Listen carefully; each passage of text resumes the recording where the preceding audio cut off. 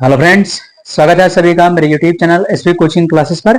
और जैसा कि मैंने आपसे अपने प्रीवियस वीडियो में डिस्कशन कर लिया था कि वहां पर मैंने आपको जो इलेक्ट्रॉन की एनर्जी थी बोहर कक्षा में, है ना, इलेक्ट्रॉनिक एनर्जी यानी काइनेटिक और पोटेंशियल एनर्जी, उन दोनों एनर्जी का जो टोटल योग था, टोटल एनर्जी जो आई थी, उस फार्मूले को मैंने डिराइव करवा दिया था, है ना। अब उस फार्मूले के जस्ट बाद जब आगे की ओर हम बढ़ते हैं तो देखिए उसके बाद थोड़ा सा क्या होता है कि फिजिक्स का पोर्शन उसमें ज्यादा आ जाता है ना। लेकिन उस फिजिक्स के पोर्शन के विषय में हमको नहीं पढ़ना है। जैसे प्लांक का सिद्धांत है ना, प्लांक के सिद्धांत वगैरह इतना ज्यादा जरूरी नहीं है केमिस्ट्री के लिए, है ना। लेकिन अगर फिर भी थोड़ी बहुत आवश्यकता होगी तो मैं बता दिया करूंगा, ठीक है। तो बोहर के परमाणु मॉडल में इलेक्ट्रॉन को जो है एक कण के रूप में माना गया था, एक पार्टिकल माना गया था, ठीक है। जबकि उसके बाद के जो साइंटिस्ट वगैरह आए, है ना, डी ब्रॉगली वगैरह ने, है ना, तो इन्होंने कहा कि जो है इलेक्ट्रॉन के अंदर कण के साथ साथ तरंग के गुण भी होते हैं। यानी इलेक्ट्रॉन जो है दो प्रकार के गुण प्रदर्शित करता है, ये डी ब्रॉगली ने बताया, है ना, कि वो कण तो है ही, कण के तो गुण प्रदर्शित करता है, लेकिन उसके साथ साथ वो वेव फंक्शन, है ना, यानी तरंग के रूप में भी क्या है, वो अपने गुण प्रदर्शित करता है, एक तरंग की तरह भी कार्य करता है। तो उसके दो गुण हो गए, कण का गुण हो गया और तरंग का गुण हो गया। यानी पार्टिकल और वेव दोनों नेचर इलेक्ट्रॉन के अंदर पाए जाते हैं, ठीक है। तो ये क्या क्या बताया, प्लांक ने कह दिया ये बात, ठीक है। तो डी ब्रॉगली ने अपने सिद्धांत में इन दोनों बातों को बताया, है ना। फिर उसके बाद उन्होंने क्या किया, इन्हीं दोनों को, है ना, अलग अलग सिद्धांतों की सहायता से क्या किया है, कनेक्ट कर दिया है, जोड़ दिया। जैसे प्लांक ने बताया था, जैसे यहाँ थोड़ी सी बात मैं आपको बता देता हूँ, थोड़ा बहुत प्लांक के सिद्धांत के विषय में, आइंस्टीन की समीकरण के विषय में, है ना। तो प्लांक ने देखिए क्या कहा था, प्लांक ने कहा था कि कोई भी परमाणु हो या अणु हो, वो ऊर्जा का उत्सर्जन या अवशोषण लगातार नहीं करता है, कॉन्टिन्यूअस नहीं करता है ना, कि लगातार एनर्जी उत्सर्जित कर रहा हो, ठीक है, ऐसा कभी नहीं होता है। वो एनर्जी का उत्सर्जन या अवशोषण, है ना, असतत रूप से करता है, लगातार नहीं करता, ठीक है। अब असतत रूप का मतलब है, तो उन्होंने कहा कि असतत रूप का मतलब ये है कि वो ऊर्जा को एनर्जी के छोटे छोटे बंडल या पैकेट के रूप में अवशोषित करता है ना। कोई भी पार्टिकल जो है, परमाणु हो या अणु हो, वो एनर्जी को ऊर्जा के छोटे छोटे बंडलों के रूप में क्या करता है, अवशोषित करता है कि नहीं। तो छोटे छोटे पैकेट या बंडलों के रूप में अवशोषित करता है ना, जिनको उन्होंने एक विशेष नाम दिया है, जिनको उन्होंने कहा कि फोटान, फोटान या क्वांटा, ठीक है। उन ऊर्जा के छोटे छोटे बंडलों को क्या कहा, फोटान या क्वांटा कहा, ठीक है। और ये बताया कि जो एनर्जी होती है वो फोटानों की आवृत्ति के क्या होती है, समानुपाती होती है ना। थोड़ा सा देख लीजिए, मैं बता देता हूं, बहुत डिटेल में नहीं जाना है, थोड़ा बहुत जानकारी मैं दे देता हूं आपको। तो ई बताया कि जो एनर्जी है वो समानुपाती होती है किसके, फोटानों की आवृत्ति की, ठीक है। तो समानुपाती हो गया, और ये फोटान की आवृत्ति है, ये सिंबल न्यू है, वी के जैसा बनता है, ठीक है। तो न्यू बना दीजिएगा, थोड़ा सा वी को बढ़ा दीजिएगा बस। तो ई समानुपाती किसके हो जाएगा, न्यू के। तो यहां से हम इसको हटाएंगे तो एक नियतांक आता है, ठीक है। एक नियतांक यहां पर कौन आएगा, तो वो आता है स्मॉल एच, ठीक है। अब ये प्लांक ने एक्सपेरिमेंट किया था, ये बात बताई थी, तो उन्होंने अपना नियतांक अपना ही नाम दे दिया, भाई जो खोजेगा उसी का नाम चलता है। तो एच क्या है, प्लांक का नियतांक कहलाता है, प्लांक कांस्टेंट कहते हैं, प्लांक नियतांक कहते हैं। तो ई बराबर एच न्यू का सिद्धांत ये प्लांक नामक साइंटिस्ट ने दिया था, है ना। तो थोड़ा सा याद रखेंगे, ज्यादा रटना नहीं है इसके विषय में, है ना। ये है प्लांक नियतांक, इसकी भी वैल्यू फिक्स होती है, कितनी होती है, तो 6.62 into 10 to the power -34 joule second inverse, ठीक है। ये इसका क्या होता है, मात्रक होता है, ठीक है। छोटा सा बात याद रखेंगे, इसकी आवश्यकता पड़ेगी इसलिए बता दिया है आपको, ठीक है।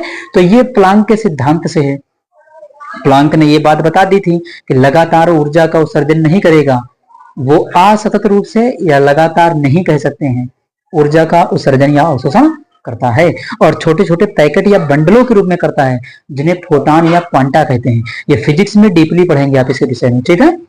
तो ये वाली बात हो जाती है। तो ये बात बता दिया आपके प्लांक साहब ने, ठीक है। उसके बाद आइंस्टीन भी आ गए, आइंस्टीन ने भी बता दिया, है ना, एक समीकरण दी थी ई बराबर एम सी स्क्वायर, है ना। एम क्या है, तो एम वहां पर आप मान सकते हैं कि जो इलेक्ट्रॉन है या कोई भी पार्टिकल है उसका द्रव्यमान है एम। सी क्या है, स्पीड ऑफ लाइट है, तो स्पीड ऑफ लाइट और मास किसी भी सब्सटेंस का, उसके बीच में जो रिलेशन दिया है वो आपकी क्या समीकरण है, आइंस्टीन की समीकरण, जिसको E बराबर mc स्क्वायर कहते हैं। ठीक है, तो ये थोड़ा सा आपको ध्यान रखना पड़ेगा, ये आपने 9th क्लास में शायद पढ़ा होगा। E बराबर mc स्क्वायर नहीं पढ़ा है तो इंटर में फिजिक्स में आप पढ़ लेंगे इसको। ठीक है, तो एक फार्मूला और आ जाएगा कि E बराबर mc स्क्वायर, यानी मास और स्पीड ऑफ लाइट में रिलेशन का फार्मूला देने वाले आइंस्टीन है ना, आइंस्टीन है जिन्होंने ये फार्मूला दिया। ठीक, तो इसकी कोई आवश्यकता खास हमें पड़ेगी यहाँ पर लिखने के लिए, है ना। तो अब देखिए डी ब्रॉगली ने क्या किया, डी ब्रॉगली ने इन्हीं दोनों का उपयोग किया, इन लोगों के सिद्धांत का उपयोग उन्होंने खुद कर लिया और अपना सिद्धांत बना दिया, अपनी समीकरण बना दी। तो काम इन लोगों ने किया, फायदा डी ब्रॉगली ने उठा लिया। ठीक है, तो यहां पर क्या है, फिर अब हम शुरुआत कहां से करेंगे, तो सबसे पहले इन्होंने लिखा है जो समीकरण डिराइव करेंगे इनकी हम, है ना, वो आपका पहला इसमें लिखा जाएगा कि प्लांक के क्वांटम सिद्धांत से। ठीक है, तो सबसे पहले हम यहीं पर लिखेंगे कि प्लांक के क्वांटम सिद्धांत से, तो प्लांक है ना क्वांटम सिद्धांत से। ठीक है, तो प्लांक क्वांटम सिद्धांत से या प्लांक की समीकरण से, कुछ भी लिख दीजिए, उसे चलता रहता है, उससे कोई दिक्कत नहीं खास। प्लांक क्वांटम सिद्धांत या प्लांक क्वांटम समीकरण से, सामने लिखी हुई समीकरण क्या है, E बराबर एच न्यू। ठीक है, तो E बराबर क्या है, एच न्यू है ना। ये थोड़ा सा डेंजर बनाइएगा, अभी हल्का सा बढ़ा दीजिएगा, बस ये क्या हो जाएगा, न्यू। न्यू कहते हैं आवृत्ति है ये फोटॉन की। ठीक है, तो E बराबर एच न्यू, इसको बना दें समीकरण नंबर फर्स्ट। ठीक है, अब दूसरे साइंटिस्ट के सिद्धांत का उपयोग उन्होंने कर लिया, आइंस्टीन का सिद्धांत, तो लिख देंगे कि आइंस्टीन के सिद्धांत से। अब आइंस्टीन का सिद्धांत नहीं पढ़ना आपको, ठीक है, तो यहां पर लिख देंगे ना आइंस्टीन के सिद्धांत से। ठीक है, इन्होंने क्या दिया था, E बराबर mc स्क्वायर, समीकरण नंबर 2। ठीक है, अब समीकरण 1 और 2 को देखिए, दोनों में LHS बराबर है। LHS का मतलब लेफ्ट हैंड साइड, तो LHS में क्या है, दोनों साइड में E है, तो इधर का क्या है, ये वाला साइड बराबर है, इस वाले साइड को क्या करना है, बराबर करना है। ठीक है, तो हम यहाँ पर क्या लिखते होंगे, आपने कई बार लिखा होगा इसको कि समीकरण 1 2 की तुलना करने पर, या पूरी लाइन लिखे कि इसका LHS बराबर है तो LHS बराबर करने पर, तो इतना नहीं लिखा जाता है ना, फिर सुबह हो जाएगी लिखते लिखते। तो हमें क्या करना होता है, यहाँ पर एक लाइन लिख देना होता है कि समीकरण 1 व 2 से, 1 व 2 से लिख दीजिए, एग्जामिनर जो भी होगा, जो भी टीचर होगा वो समझ जाएगा 1 व 2 से क्या किया है। ठीक है, तो यहां से क्या होगा, एच न्यू बराबर mc स्क्वायर बन जाएगा, तो यहां पर हम लिख देंगे समीकरण 1 व 2 से। ठीक है, तो क्या करेंगे, एच न्यू ले लेंगे, जो बराबर है उसको छोड़ दो, जो बराबर नहीं उसको बराबर करना है। ठीक है, तो एच न्यू ले लीजिए यहां से, ये एच न्यू हो गया, और इधर क्या है, mc स्क्वायर हो गया। ठीक है, ये देखिए एच न्यू बराबर mc स्क्वायर बनेगा यहाँ पर। ठीक है, अब उसके बाद क्या करना है, तो यहाँ पर देखिए जो न्यू बराबर है ना, अब न्यू फोटॉन की जो आवृत्ति होती है उसका भी एक फार्मूला होता है, बता देता हूं मैं आपको, यहाँ पर ध्यान रखिए। तो न्यू बराबर होता है c अपॉन लैम्डा। ठीक है, ये स्पीड ऑफ लाइट है और ये वेवलेंथ ऑफ लाइट है। ठीक है, तो ये प्रकाश का वेग है, ये इसकी तरंग दैर्ध्य है। तो न्यू बराबर c अपॉन क्या होता है, लैम्डा। फॉर्मूला याद रखिएगा, फिजिक्स में डिटेल में पढ़ेंगे इसके विषय में आप, है ना। तो न्यू बराबर c अपॉन लैम्डा, तो यहाँ पर न्यू है, इसकी जगह पर हम क्या लिख सकते हैं, c अपॉन लैम्डा लिख सकते हैं। चलिए न्यू की जगह पर c अपॉन लैम्डा कर दीजिए, तो ये c अपॉन लैम्डा हो गया और mc स्क्वायर। ठीक है, दोनों साइड में क्या है, c है, तो एक c क्या हो जाएगा, कैंसिल आउट हो जाएगा, यहाँ बचेगा h अपॉन लैम्डा, और इधर क्या हो जाएगा, mc बनेगा। देखिए अब क्या करना है, यहां से मान लिया आपको लैम्डा अगर निकालना हो तो m, और यहाँ पर क्या आ जाएगा, ये c इधर आ जाएगा ना। तो इसको हम क्या कर सकते हैं, यहां पर कर सकते हैं कि लैम्डा बराबर h अपॉन mc। ठीक है, तो एक तो फॉर्मूला ये भी बना सकते हैं। ठीक है, लैम्डा बराबर h अपॉन mc। अब देखिए c क्या है, तो c जो है स्पीड ऑफ लाइट है ना, प्रकाश का वेग है c, यहाँ पर जो आइंस्टीन ने यूज किया था स्पीड ऑफ लाइट। ठीक है, तो ये स्पीड ऑफ लाइट है c। अब हम यहाँ पर क्या करेंगे, यहाँ पर जो है हम स्पीड, भाई हम किसकी बात कर रहे हैं, इलेक्ट्रॉन की बात कर रहे हैं, तो स्पीड ऑफ लाइट हटा करके वेलोसिटी ऑफ इलेक्ट्रॉन रख देंगे v। ठीक है, तो C के स्थान पर प्रकाश का वेग, C के स्थान पर इलेक्ट्रॉन का वेग v रखने पर, ये लाइन हम लिख देंगे कि C के स्थान पर v लिखने पर, चाहे यही लिख दीजिए या पूरी लाइन लिख दीजिए कि प्रकाश के वेग के स्थान पर इलेक्ट्रॉन का वेग स्मॉल v रखने पर।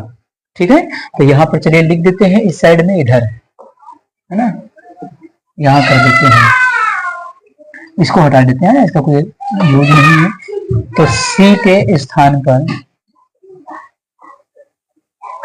पर इलेक्ट्रॉन का वेग स्मॉल v रखने पर, ठीक है भाई, आइंस्टीन ने क्या किया है, स्पीड ऑफ लाइट के विषय में बात की है ना, और यहाँ बात चल रही है इलेक्ट्रॉन के विषय में, तो उसकी जगह पर हम इलेक्ट्रॉन का क्या कर देंगे, v रख देंगे। और ये हम नहीं कर रहे हैं, ये डी ब्रॉगली साहब कर रहे हैं ना, तो इलेक्ट्रॉन का वेग क्या कर दिया है, v रख दिया। तो इलेक्ट्रॉन का वेग रखिए, तो लैम्डा बराबर क्या बनेगा, h अपॉन mv।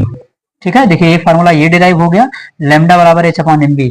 और आपने संवेग मोमेंटम का फार्मूला पढ़ा होगा, मास इनटू वेलोसिटी, p बराबर mv फार्मूला पढ़ा है, तो p बराबर mv, संवेग बराबर मास इनटू वेलोसिटी। ठीक है, नहीं पढ़ा होगा, फिजिक्स में सब पढ़ा होगा ये, तो p बराबर mv है। अब जहां पर mv लिखा है वहां पर हम क्या लिख सकते हैं, p लिख सकते हैं, हो जाएगा। तो चलिए लिख देते हैं, तो एक तो फार्मूला ये डिराइव हो गया, mv की जगह पर p रख दीजिए, अगला फार्मूला बन जाएगा, तो एक ये फार्मूला हो गया। दूसरा क्या करेंगे, लैम्डा बराबर h अपॉन p। ठीक है, तो दूसरा हम क्या करेंगे, यहां से देखिए रख करके ये बना दिया, लैम्डा बराबर h अपॉन p। तो इस प्रकार से ये जो फाइनल इक्वेशन आपकी आ गई है वो कहलाती है डी ब्रॉगली समीकरण। लैम्डा बराबर h अपॉन p, h क्या है, प्लांक नियतांक है। ठीक है, लिख लीजिएगा, h क्या है, प्लांक नियतांक है, जिसकी वैल्यू क्या रहती है, फिक्स रहती है। कितनी रहती है, 6.62 होती, तो और भी वैल्यू है, ज्यादा नहीं लेना, दशमलव के बाद 2 अंक लीजिए, बस ज्यादा नहीं कर सकता नहीं। तो 6.62 into 10 to the power -34 joule second inverse.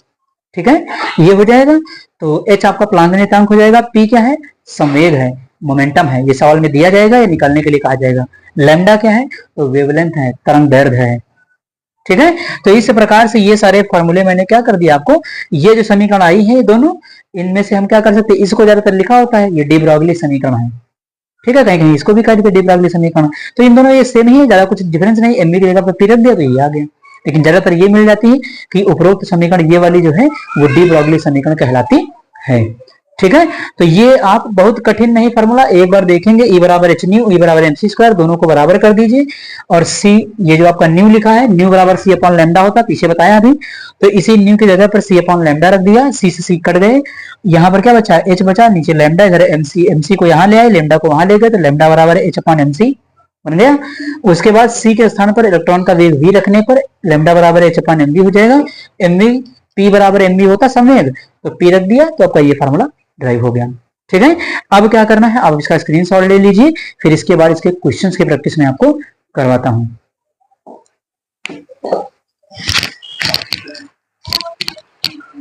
तो चलिए अब यहाँ पर डिस्कशन कर लेते हैं न्यूमेरिकल्स के विषय में, है ना। तो देखिए जो मैंने आपको पढ़ा दिया है उससे संबंधित कुछ न्यूमेरिकल्स की प्रैक्टिस में आपको करवा देता हूँ, है ना, ताकि टॉपिक आपको क्या हो जाए, क्लियर हो, जैसे कोई सवाल वगैरह आ भी जाए बाई चांस तो आप उसको आसानी से कर सकें, है ना। तो देखिए उसके बाद छोटी सी एक बात और ध्यान कर लीजिएगा कि शायद अभी मैंने प्लांक नियतांक जो लिख दिया था सेकंड इनवर्स, है ना, सेकंड इनवर्स नहीं सेकंड लिख लीजिएगा, जूल सेकंड। ठीक है, उसको करेक्ट कर लीजिएगा, थोड़ा सा बाय मिस्टेक वहां से लिख गया है जूल सेकंड इनवर्स, तो सेकंड इनवर्स नहीं होता, जूल सेकंड होता है उसका मात्रक, प्लांक नियतांक। ठीक है, वो थोड़ा सा ध्यान कर लीजिएगा। ठीक, तो चलिए अब उसके बाद देखिए यहाँ पर स्क्रीन पर आपके क्वेश्चन आ गया है, इस क्वेश्चन को मैं आपको सॉल्व करवाता। देखिए क्वेश्चन क्या कहता है, यहाँ पर देखिए इसमें बताया गया है क्वेश्चन के अंदर, तो देखिए क्वेश्चन में क्या बताया गया है, यहाँ पर कहा गया है कि एक गेंद जिसकी सनहति 10 ग्राम है, सनहति का मतलब क्या है, ये सनहति इतना कठिन बना दिया, सनहति आधे लोग समझ ही ना पाए सनहति क्या है। सनहत का मतलब है मास, द्रव्यमान, है ना, ये कंफ्यूज करने के लिए वर्ड लिखा है सनहति, लेकिन ग्राम में दिया गया तो कुछ गेस भी लगा सकते हैं कि मात्रक से पता चल जाएगा। ठीक है, लेकिन मैंने बता दिया कि सनहति किसको कहते हैं, द्रव्यमान को, भार को। ठीक है, तो ये द्रव्यमान आपको सवाल में दिया गया है, कितना है, 10 ग्राम। ठीक, यदि गेंद की आवृत्ति, यदि गेंद की गति, कहा कि गेंद की जो गति है वो कितनी है, 10 की पावर 6 मीटर सेकंड इनवर्स है ना, 6 मीटर सेकंड इनवर्स हो तो तरंग दैर्ध्य क्या होगी। तो बिल्कुल आसान है। 6 मीटर कह रहा कि मीटर सेकंड इनवर्स, इसका क्या है, तरंग, वो आपका वेग है, तो तरंग दैर्ध्य कह रहा है, लैम्डा ज्ञात करने के लिए कह रहा है। तो आसान क्वेश्चन है, बहुत कठिन नहीं है। तो चलिए करवा देता हूँ मैं आपको। तो इसमें देखिए सबसे पहले द्रव्यमान आपको ग्राम में दिया गया है, तो किलोग्राम में रखना चाहें तो किलोग्राम में रख करके कैलकुलेट कर लीजिए, और अगर ग्राम में करना चाहते हैं तो ग्राम में रखकर ही कैलकुलेट कर दीजिए, कोई फर्क नहीं पड़ने वाला उससे। ठीक है, थोड़ा बहुत अंतर में 19-20 का डिफरेंस रहेगा, लेकिन सही रहेंगे दोनों, कैलकुलेशन सही हो, बाकी मात्रक चाहे जो सेम नहीं है। अब एग्जैक्ट मात्रक कहीं देता है तो उसमें कन्वर्ट करके रखना पड़ जाएगा।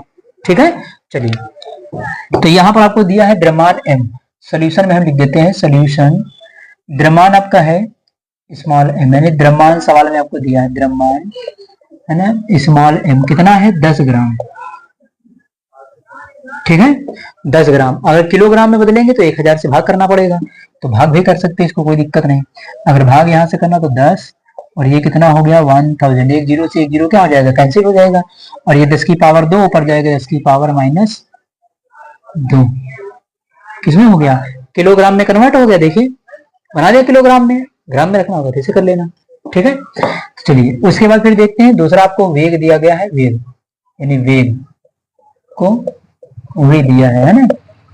ठीक है, तो वेग कितना दिया है, तो ये दिया है आपको, है ना, 10⁶, है ना, मीटर सेकंड इनवर्स। ठीक है, ये दिया है। उसके बाद तरंग दैर्ध्य कह रहा है लैम्डा निकालने के लिए, तो तरंग दैर्ध्य, ठीक है, तरंग दैर्ध्य लैम्डा बराबर क्या कर देंगे, क्वेश्चन मार्क, है ना, फार्मूला लिखिए। तो लैम्डा बराबर, अभी फार्मूला पीछे बताए थे आपको, लैम्डा बराबर h। ठीक है, तो ये फार्मूला लिख दिया, लैम्डा बराबर h/mv, है ना। अब उसके बाद देखिए थोड़ा सा यूनिट जो इसके मात्रक हैं उनको थोड़ा सा ध्यान समझिएगा। देखिए यहाँ पर मैं आपको बता देता हूँ, जैसे 1 जूल, है ना, 1 जूल बराबर होता है 1 किलोग्राम स्क्वायर, है ना, किलोग्राम मीटर स्क्वायर। ठीक है, मीटर स्क्वायर, और प्रति क्या होता है, सेकंड स्क्वायर। ठीक है, 1 किलोग्राम मीटर स्क्वायर, है ना, मीटर स्क्वायर का मीटर स्क्वायर, ठीक है, प्रति सेकंड स्क्वायर। ठीक है, 1 जूल बराबर ये होता है, ध्यान रखिएगा। अब यहां से क्या करना, सेकंड बटे में है, इसके अपान में ऊपर जाएगा माइनस हो जाएगा, तो यहां पर हम क्या लिख सकते हैं, 1 किलोग्राम, है ना, मीटर स्क्वायर, और सेकंड ऊपर जाएगा तो पावर कितनी हो जाएगी, -2। देखिए ये बनेगा, तो 1 जूल बराबर चाहे ये लिखिए चाहे ये लिखिए, ये कन्वर्ट करके लिख दिया है। तो 1 जूल बराबर 1 किलोग्राम मीटर स्क्वायर प्रति सेकंड स्क्वायर होता है, ये ऊपर चला गया तो माइनस क्या लग गया, पावर -2 हो गई। ठीक है, तो ये चीज ध्यान रखना। अब देखिए यहाँ पर जो मात्रक रखेंगे उसको थोड़ा ध्यान समझिएगा। देखिए h का मात्रक क्या होता है, 6.62 इंटू 10⁻34, ये होगा क्या था, जूल, और क्या था, सेकंड। ठीक है, देखिए जहां पर जूल लिखा है उस जूल की जगह पर हम ये सब लिख सकते हैं, मात्रक पूरा टोटल कर दें, जहां पर जूल लिखा है वहां पर, तो जूल की जगह पर इतना बड़ा ये आ जाएगा, बाकी सेकंड इसके साथ है, सेकंड उसके भी साथ है, तो पावर घट जाएगी। ठीक है, तो ध्यान समझिएगा इसको। तो m का मान कितना है, तो m आपका 10 की पावर -2। ठीक है, किलोग्राम है तो किलोग्राम, किलोग्राम में रखा है ना। उसके बाद v कितना है, तो v आपका देखिए 10 की पावर 6 मीटर दिया गया है, और क्या दिया है, सेकंड इनवर्स।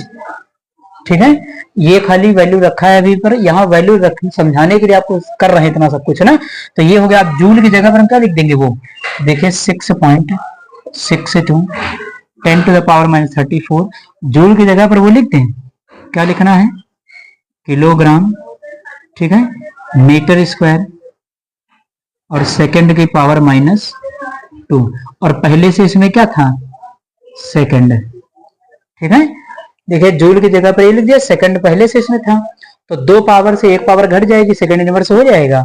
नीचे देखिएगा ध्यान से इसको, 10 की पावर -2 किलोग्राम होगा, है ना, किलोग्राम लिख दिया। ठीक, उसके बाद मीटर है कितना, 10 की पावर 6, तो ये मीटर हो गया। उसके बाद देखें कितना है, सेकंड इनवर्स, ठीक, अब यहाँ पावर कोई नहीं, यहाँ 1 मान लेंगे, 2 से 1 क्या हो जाएगा, घट जाएगा, तो सेकंड इनवर्स ऊपर भी हो जाएगा। तो चलिए यहाँ पर कर देते हैं 6.62 10 टू द पावर -34।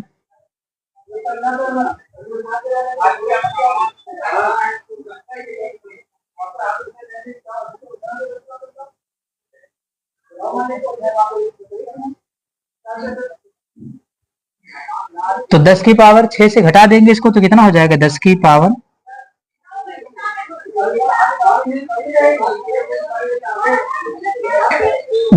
4 हो जाएगा, ये है। उसके बाद देखिए जो कटने वाला काट भी दीजिए किलोग्राम से, है ना, अभी नहीं काटिए, पहले बराबर कर लेते हैं इसको, है ना। 10 की पावर 4 हो जाएगा और ये किलोग्राम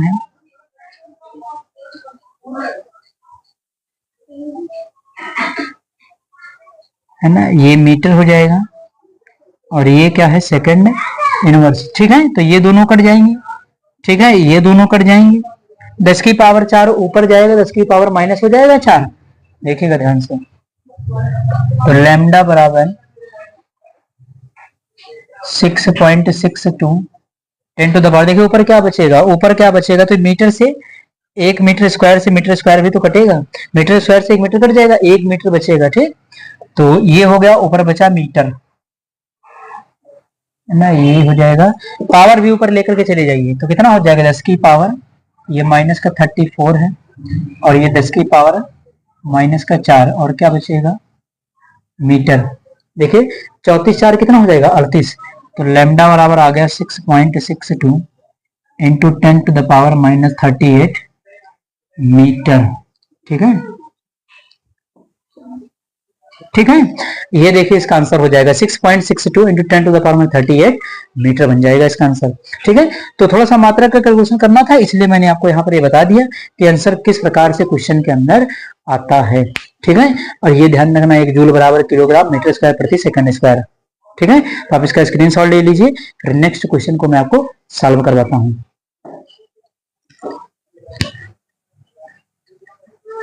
चलिए अब यहाँ पर देखते हैं क्वेश्चन नंबर नेक्स्ट जो आपकी स्क्रीन पर आया है, थोड़ा सा दिमागी क्वेश्चन है, देखिएगा ध्यान से इसको कैसे करना है।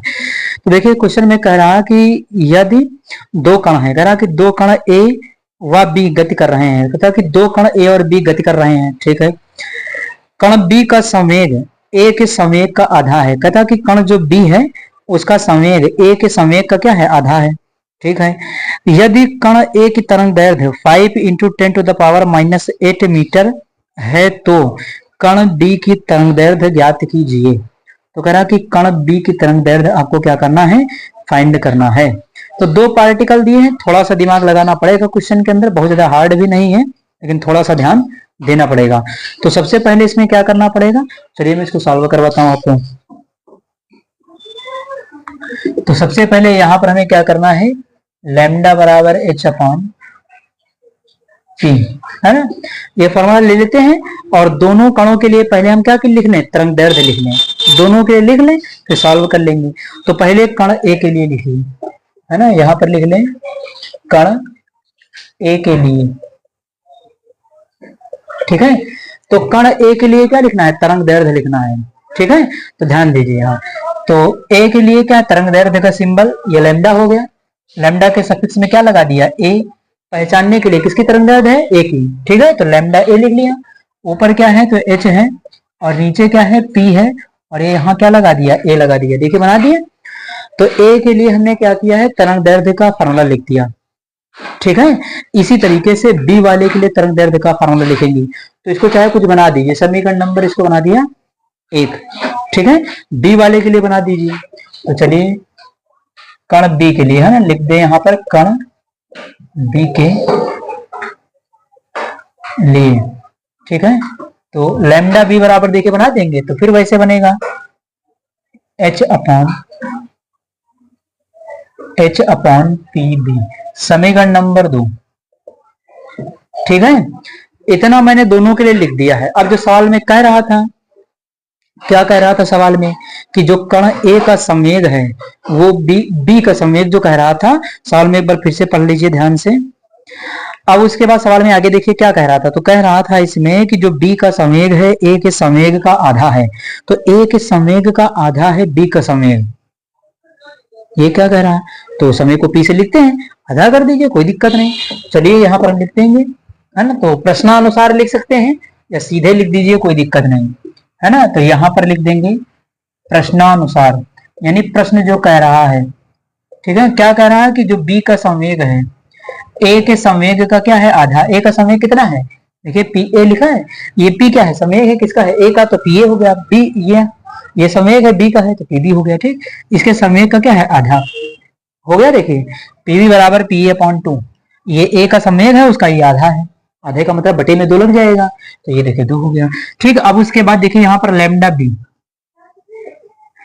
ठीक है, लैम्डा b में देखिए pb का मान कितना आया, ये आया है, यहाँ पर पुट कर देंगे, तो h अपॉन, पुट कर दीजिए, pb का मान कितना है, pa/2, समझ में आ रहा है। इसका मान क्या किया है, इसका मान समीकरण नंबर 2 में पुट कर दिया।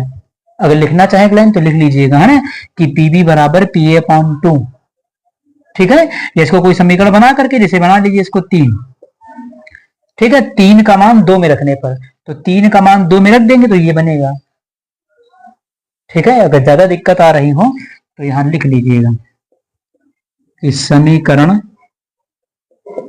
3 का मान 2 में रखने पर, ठीक है। तो इतनी बात लिख दीजिए, बस हो जाएगा। लैम्डा b बराबर कितना हो जाएगा, देखिए हो जाएगा h, और pb का मान कितना है, pa/2 है, ठीक है। ये ऊपर चला जाएगा मल्टीप्लाई में, तो देखिए क्या बनेगा, लैम्डा b बराबर 2h अपॉन, और क्या हो जाएगा, pa। इसको समीकरण नंबर क्या बना दें, तो ये हो गया। अब उसके बाद देखिए ये जो समीकरण नंबर 4 है और ये जो समीकरण नंबर 1 है, इन्हीं से हमें क्या करना, दोनों की वैल्यू निकाल लेना है। तो करेंगे क्या, समीकरण 1 को 4 से क्या करेंगे, डिवाइड कर देंगे भाग करने पर, ठीक है। तो यहाँ पर एक लाइन लिख देते हैं जगह पर, समीकरण 1 को 4 से क्या करने पर, तो भाग करने पर, ठीक है। समीकरण 1 को 4 से भाग करने पर, एक क्या है देखिए, लैम्डा e, ठीक, भाग में क्या आएगा, नीचे आएगा, तो लैम्डा b, लैम्डा b हो गया, ठीक। उसके बाद इधर का इधर लिखिए, ये क्या है, h अपॉन क्या है, p a है, पूरे के बटे में क्या हो जाएगा, 2h अपॉन, और कितना है, p a है, ठीक है, दोनों है। अब यहां से क्या होगा, ये कट जाएगा दोनों, ये एक h से एक h कट जाएगा, ठीक है। ऊपर बचा 1, नीचे बचा 2, ठीक है। तो लैम्डा a अपॉन में लैम्डा b कितना, ठीक है। तो ये हो गया। अब यहां से कह रहा था कि b की तरंग दैर्घ्य आपको ज्ञात करना, करो सवाल में b की तरंग दैर्घ्य ज्ञात कीजिए, तो b निकालना है, ये क्रॉस मल्टीप्लाई हो जाएगा, तो यहां से क्या बनेगा, लैम्डा b बराबर 2 इंटू लैम्डा a। लैम्डा ए क्या है, ए की तरंग दैर्घ्य कितनी सवाल में दी है, 5 इंटू 10 टू द पावर -8, ठीक है। तो ये 2 हो जाएगा, और ये 5 गुणे 10 की पावर -8, ठीक है, मीटर है तो मीटर, तो कितना 5 दूनी 10 हो जाएगा, तो 10 हो जाएगा, 10 की पावर -8, ये है मीटर। एक पावर इसके ऊपर प्लस है, तो एक पावर प्लस यहाँ -7 हो जाएगा, 10 की पावर -7 मीटर। तो ये आंसर इसका हो जाएगा 10 की पावर -7 मीटर, ठीक है। और अगर पॉइंट लगा करके भी लिखना चाहें तो पॉइंट करके भी लिख सकते हैं, कोई दिक्कत नहीं है ना। यहाँ पॉइंट लगा दीजिए, 1.0 into 10 to the power -7 metre आपको बन जाएगा। इसकी पावर कुछ नहीं है, इसकी पावर जब कुछ नहीं तो हम 1 मान लेंगे, है ना, और 8 से 1 घटा देंगे तो कितना, 10 की पावर -7 मीटर हो जाएगा। तो ये आपकी क्या हो गई, लैम्डा बी, यानी कण बी की जो तरंग दैर्घ्य थी वो आपने यहाँ से कैलकुलेट कर लिया है, ठीक है। तो इस प्रकार से ये क्वेश्चन आपका सॉल्व हो जाएगा। तो ये रहे आपके कुछ प्रश्न, है ना, जो मैंने यहाँ से 1-2 प्रश्न आपको करवा दिए हैं, है ना। इसके अलावा आप इन क्वेश्चंस की प्रैक्टिस कर सकते हैं इस पर आधारित। अगर मान लिया कोई दिक्कत किसी को आती है किसी सवाल में तो आप उसको कमेंट बॉक्स में पूछ सकते हैं, है ना। तो ये रहा आज आपका टॉपिक जो मैंने लिया था, डी ब्रॉगली समीकरण, और उस पर आधारित कुछ प्रश्न है ना, वो मैंने आपको करवा दिया। तो उम्मीद करता हूँ कि आज जो मैंने आपको पढ़ाया है वो समझ में आया हुआ होगा। और अगर चैनल पर नए हैं तो चैनल को सब्सक्राइब करिए, वीडियो को लाइक करिए और शेयर करते रहिए। तो चलिए फिर पढ़ाई करते रहिए, मिलते हैं अपने नेक्स्ट लेक्चर में। Thanks for watching this video.